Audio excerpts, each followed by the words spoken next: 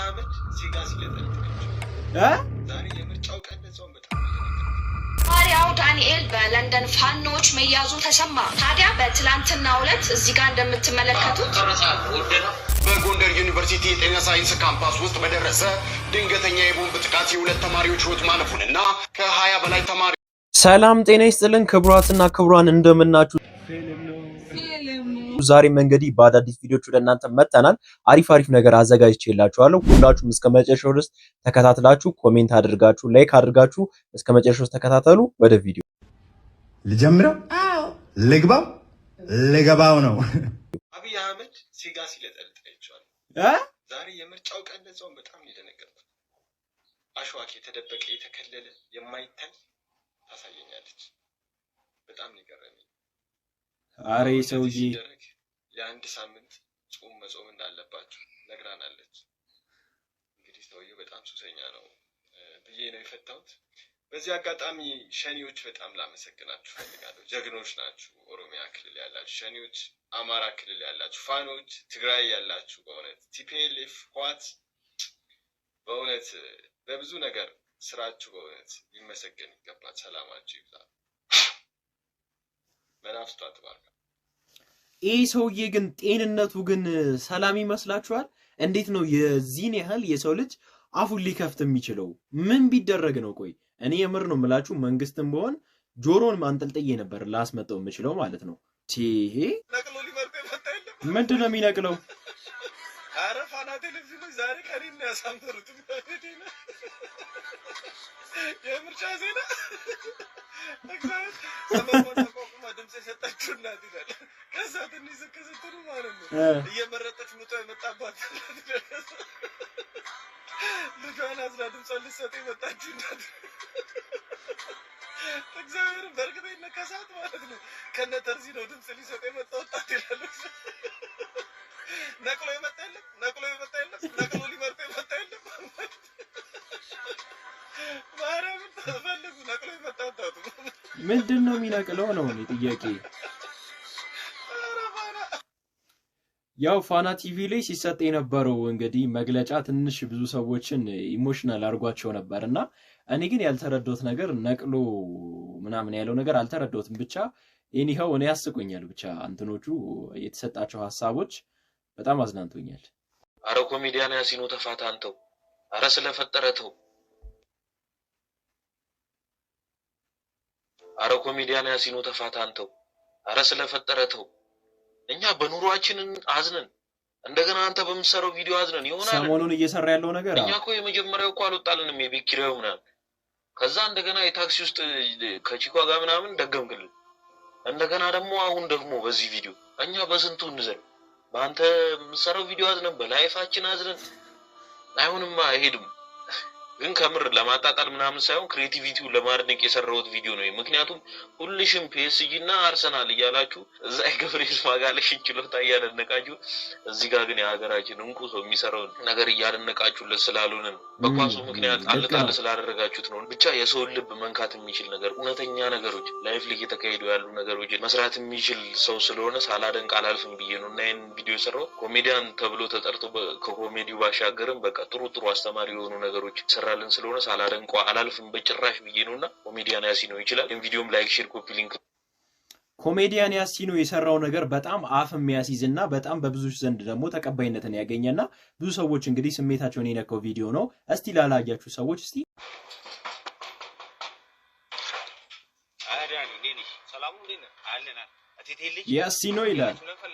ሁለተኛ እንዳታቋቋም ብያ ነበር። ፖሊስ ጣቢያ መጥሪያ ሰጥተውኛልና ከሰው ጋር ትንሽ ተጋጭቼ እና ከታሰርኩኝ ዋስ እንድትሆኑልኝ እኛ ምን አገባን ታዲያ? በፈልገ በገባው ጣጣ ውስጥ እኛ ምን አገባን? ራስህ ትወጡ። ጓደኛ ነው ብዬ እኔ ባቀረብኩ ጓደኛ አይደል እንዴ?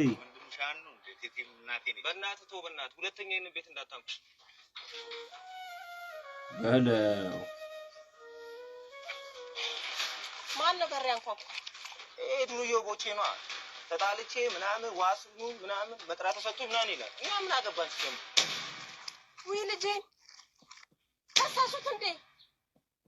ትናንትና እኮ መናኸሪያ ውስጥ ለኔ ብሎ ተጣልቶ ነው ሰው ሰድቦኝ። ነፍሴን በሰው ደስታ ሰላም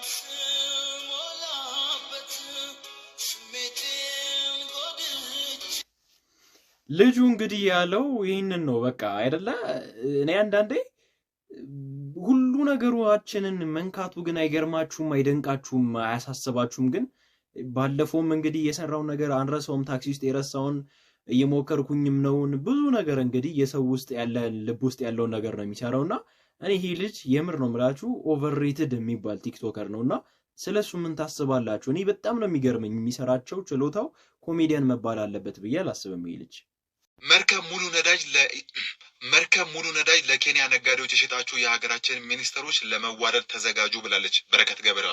የፌዴራል ፖሊስ በወንጀል ፈልጋታል ብሎ የአፋልጉኝ ማስታወቂያ ካወጣባት በኋላ ወደ አየርላንድ እንደገባች የገለጸችው ይቺ ግለሰብ በኢትዮጵያ የፍትህ ስርዓት ላይ ያለኝ እምነት ቀንሷል፣ የኔን ጉዳይ የአየርላንድ የሰብአዊ መብት ተሟጋቾችና በምክትል ጠቅላይ ሚኒስትሩ አማካኝነት ውይይት ተጀምሯል። በዚህ የማይቋጭ ከሆነ ጉዳዩን ወደ ዓለም አቀፉ ፍርድ ቤት ይዤ ለመሄድ እገደዳለሁ ስትል አስታውቃለች። በተጨማሪም ግለሰቧ ኢትዮጵያ ውስጥ ካሉ ከታሰሩት ውስጥ 85% የሚሆኑት የታሰሩት በማያውቁት ባልሰሩት ወንጀል ነው። የኢትዮጵያ የፍትህ ስርዓት በከፍተኛ ሁኔታ ተበላሽቷል ብላለች።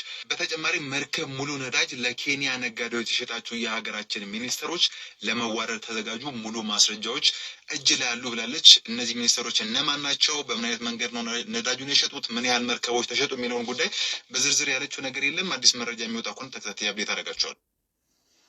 እንግዲህ በረከት ገበሬዋ ከሷ እንግዲህ ይህን ነገር ጠብቃለሁ ብዬ መቼም አስቤ አላውቅም። እሷ እንግዲህ ወንጀለኛ የሆነች ነበረ ብዙዎቻችን ይመሰለንና ምን የሚፈጠር ይመስላችኋል? እስቲ ሐሳባችሁን አጋሩበት። መጨረሻ ላይ ወደ ቀጣይ ቪዲዮ እናልፋለን። ያሳዝናል። ትናንት ምሽት በጎንደር ዩኒቨርሲቲ ምንድነው የተፈጠረው? በትናንትናው ዕለት ግንቦት 22 2018 ዓ.ም በጎንደር ዩኒቨርሲቲ የጤና ሳይንስ ካምፓስ ውስጥ በደረሰ ድንገተኛ የቦምብ ጥቃት የሁለት ተማሪዎች ሕይወት ማለፉንና ከ20 በላይ ተማሪዎች ላይ ጉዳት መድረሱን የተለያዩ መረጃዎች ወጥተዋል። በተጨማሪም የግቢው ተማሪዎች አረጋግጠዋል። አደጋው የተከሰተው ትናንት ምሽት 2 ሰዓት አካባቢ ተማሪዎች በካምፓሱ ዲኤስቲቪ መዝናኛ ስፍራ የፒኤስጂ እና የአርሰናል እግር ኳስ ጨዋታን እየተመለከቱ በነበሩበት ወቅት ነው ተብሏል። በስፍራው ላይ በተወረወረ ቦምብ ምክንያት ከፍተኛ ጉዳት የደረሰባቸው 2 ተማሪዎች ወዲያው ሕይወታቸው ማለፉም ነው የተነገረው። የአደጋው ሰለባ የሆኑ ተማሪዎች አስክሬን ወደ ቤተሰቦቻቸው ተሸኝቷል የተባለ ሲሆን በጥቃቱ ሳቢያ ከ20 በላይ ተማሪዎች የተለያዩ አካል ጉዳት ደርሶባቸዋል። በአሁኑ ወቅት በሆስፒታል የሕክምና ክትትል እየተደረገላቸው እንደሚገኝም አሁን እሺ ለዚህ ነገር አቤት የሚባለው የተኪዶ ነው እኔ ጥያቄ ማለት ነው። ሁሉም ሰው እንዲመልስልኝ የሚፈልገው ነገር እንግዲህ ይሄ ነው። በጣም ነው የሚያሳዝነው፣ በጣም ነው ልብ የሚነካው። እንግዲህ ኳስ ለማየት ታወጥቶ ቤተሰብ እንግዲህ ልጄ ተምሮ ይጦረኛል ብሎ ሲጠብቀው እንደዚህ አይነት አክሲደንት ሲደርስበት ምን አይነት ስሜት ነው የሚሰማው? ሀገራችን ግን ወዴት ነው እየሄደች ያለችው? ብቻ ግን በጣም ነው የሚያሳዝነው፣ በጣም ነው ልብ የሚነካው። ሐዋርያው ዳንኤል በለንደን ፋኖች መያዙ ተሰማ። ታዲያ በትላንትናው ዕለት እዚህ ጋር እንደምትመለከቱት